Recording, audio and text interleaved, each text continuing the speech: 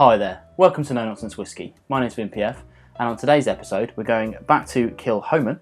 I've just covered one of their expressions, the Seneg, but today we're going to be looking at the Loch Gorm.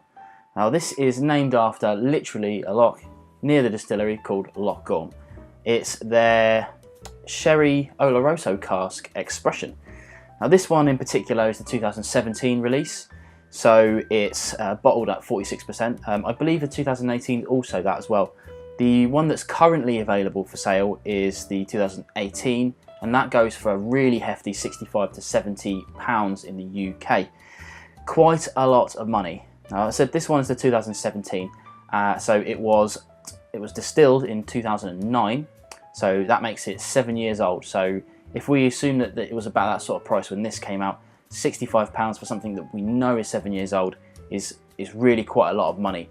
And I think, as I said in my last video, it's the main sticking point of Kilchoman expressions. It's really for the people who are well into their whiskey and want to try new things. It's not really for the mass market just yet at those sorts of prices. But is it any good is the real question. Let's try this and see what we think of it. Now on the nose we're quite obviously getting a lot of peat. This is an Islay single malt after all. Lots of peat, lots of smoke. It's actually a little musty as well, which is interesting. The last one wasn't. The last one was kind of fresh and clean. This one's a little musty, but in a good way. I like that. Some of them sherry notes are coming through, but you have to really pick past all that smoke and peat to get to it. Really pick past it. Let's try some.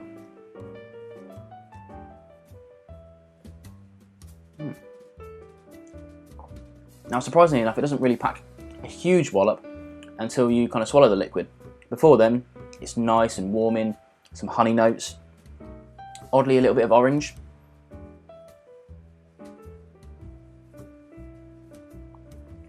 But after that, all them spices come through. We're talking kind of clove, cinnamon, that sort of thing.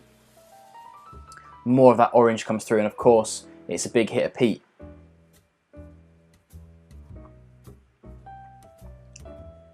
But you know what? It's absolute top quality. Absolute top quality. I absolutely love this dram, which is actually a real shame for my wallet, because sort of 65, getting on for £70 in the UK, that, for my personal budget, that has me stopping and thinking, without a doubt. I absolutely cannot justify that sort of money at the moment, so I tend to aim for things that are less than £50. These guys obviously aren't able to provide that at the moment. They're a relatively small distillery at the beginning of their kind of life cycle. They're only really just over 10 years old, maybe 13 years old. 2005 they opened.